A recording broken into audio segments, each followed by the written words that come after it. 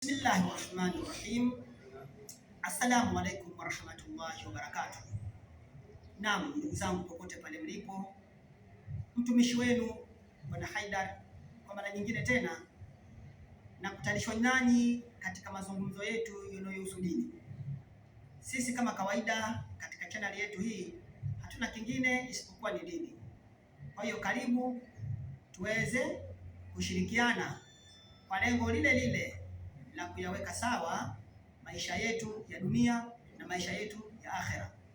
Ndugu zangu, sisi kama binadamu kuna wakati tunakumbwa na shida, malengo yetu hayatimii, uzito katika utafutaji na mambo mengine kadhaa. Ndani ya nyumba kaumwa huyu, maana anapona huyu, anarudia huyu. Sasa basi, kwenye mazingira kama hayo, wakati mwingine unaweza kujikuta kama mchanga katika imani kuhusu Allah, unaweza kufanya jambo ambalo la kukufuru. Wengi kwenye mazingira ya kuzongwa hufanya mambo mazito mazito na ya ajabu, na hata baadhi ya watu hushauriwa kutoa kafara za watu, wanyama na vitu vingine, lakini kwa kuwaelekea na kwa maelekezo ya sheitani.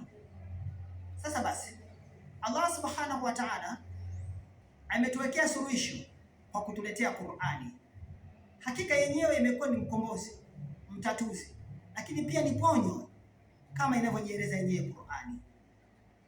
Sasa kwenye mazingira haya ya utafutaji, lakini pia na mazonge mengine, waalimu wetu, maulama wetu wametuwekea utaratibu na azkari mbalimbali, nyirani kama watu wengine wanavyoita, zenyewe ni kupitia hadithi za Bwana Mtume sallallahu alaihi wa sallam pamoja na Qur'ani yenyewe. Leo nakuleteeni aya ipatikanayo katika suratul Ghafir, sura ya 40, aya ya 40. Hivyo tunafundishwa hivi: kama endapo tutarudia aya hii iliyomo katika sura tuliyoitaja, aya kuanzia 40, lakini uhakika wake ni aya ya 44. Aya hiyo inasomeka hivi: wa ufawidhu amri illa Allah inna Allaha basirun bil ibadi. Wa ufawidhu amri illa Allah inna Allaha basirun bil ibadi. Wa ufawidhu amri illa Allah inna Allaha basirun bil ibadi, ya kwamba naweka mambo yangu mimi kwako wewe Allah, napeleka matatizo yangu na shida zangu kwako wewe Allah. Hakika yako wewe ni mwenye kuwatizama waja. Maana yake kana kwamba unamwambia nitazame kwenye hili tatizo langu na unitatulie, uniondolee, uniponye, uniokoe na unioneshe njia ya kutokea kwenye hili jambo. Kwa hiyo ndugu yangu, huna haja wala hakuna sababu ya wewe kuhangaika kwenda kwa watu ambao hawana nafasi ya kuomba kwa Mwenyezi Mungu, wala wao wenyewe hawawezi hata kujiombea, na hawakupewa kabisa nafasi hiyo ya kuombea wengine, kutokana na kwamba wameshapotea njia. Rudi ndani ya Qur'ani, simama katika Uislamu wako. Kuna njia kadhaa ya kuweza kutatua matatizo yako.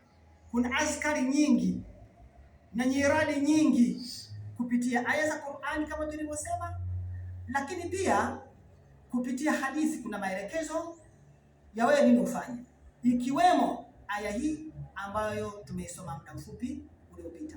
Shikamana nayo hii. Waelekezi wetu wanatuambia ukirudia hii mara 100, basi inshallah kuna uwezekano mkubwa wa shida yako hiyo kuondoka, matatizo yako kutatuka, lakini kuokolewa kwenye janga ulilonalo, liwe la njaa, maradhi na mengine kadhaa ambayo mwanadamu huwa yanamzonga. Tunajua yanapokutatiza matatizo na changamoto kadhaa zinapokuwa zinakupitia, uchanganyikiwa kabisa na kutojua niende wapi, kiza kimetanda mbele yako, lakini rudia aya hii ndugu yangu, kwa maelekezo haya tuliyosoma, insha Allah, kwa uwezo wake Allah atakuvua na majanga unayoyapitia. Basi asanteni sana. Wakati mwingine usiache kubonyeza alama ya kengele, ili wakati mwingine kuweza kupata vitu moto moto kupitia chaneli yetu hii, kwa sababu tupo kwa ajili yenu nyinyi watazamaji na wasikilizaji wetu. Assalamu alaikum warahmatullahi wabarakatuh.